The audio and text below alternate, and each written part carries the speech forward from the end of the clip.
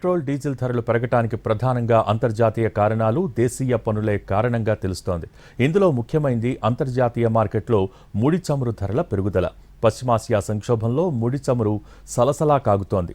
America, Iran మధ్య యుద్ధ పరిస్థితులు, హార్ముజ్ జలసంధి దిగ్బంధనంతో అంతర్జాతీయ మార్కెట్లో చమురు సరఫరాకు తీవ్ర అంతరాయం కలిగింది. ఫలితంగా అంతర్జాతీయంగా బ్రెంట్ ముడి చమురు ధర రికార్డు స్థాయిలో బ్యారెల్కు $107 వరకు దూసుకెళ్లింది. ఇక పెట్రోల్, డీజిల్ జీఎస్టీ పరిధిలోకి రావు. కేంద్రం విధించే ఎక్సైజ్ సుంకంతో పాటు ప్రతి రాష్ట్రం తనదైన శైలిలో వ్యాట్, ఇతర సెస్సులను విధిస్తోంది. ఫలితంగా ఆ రెండు చమురుపై పడటం వల్ల ప్రజలపై భారీగా భారం పడుతోంది.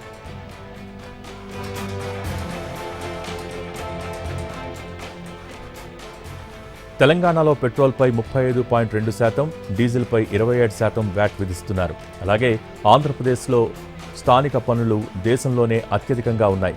బేస్ ప్రైస్ పెరిగినప్పుడు ఈ శాతం పన్నుల వల్ల వినియోగదారుడిపై పడే భారం మరింత పెరిగిపోతోంది.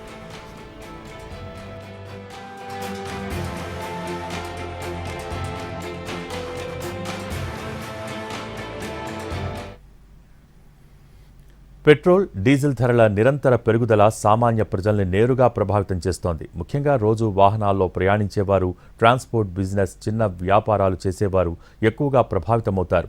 ఇంధన ధరల పెరుగుదల బస్సు, టాక్సీ, రవాణా ఖర్చులను పెంచుతోంది. ఇది ఇతర నిత్యావసర వస్తువుల ధరలపై ప్రభావం చూపవచ్చు. అంతర్జాతీయ ముడిచమురు ధరలు ఇలాగే పెరుగుతూ ఉంటే రాబోయే రోజుల్లో పెట్రోల్, డీజిల్ ధరలు మరింత పెరగవచ్చని నిపుణులు హెచ్చరిస్తున్నారు. ఇది ద్రవ్యోల్బణం పెరుగుదలకు కూడా దారితీస్తుందని అంచనా. పశ్చిమాసియాలో కొనసాగుతున్న సంఘర్షణ ప్రపంచ ముడిచమురు సరఫరాలను ప్రభావితం చేస్తోంది. దీనివల్ల అంతర్జాతీయ చమురు ధరల్లో హెచ్చుతగ్గులు ఏర్పడుతున్నాయి. భారతదేశం తన చమురు అవసరాల్లో గణనీయమైన భాగాన్ని విదేశాల నుండి దిగుమతి చేసుకుంటోంది. కాబట్టి ప్రపంచ మార్కెట్లోని మార్పులు దేశంలోని ఇంధన ధరలను నేరుగా ప్రభావితం చేస్తాయి.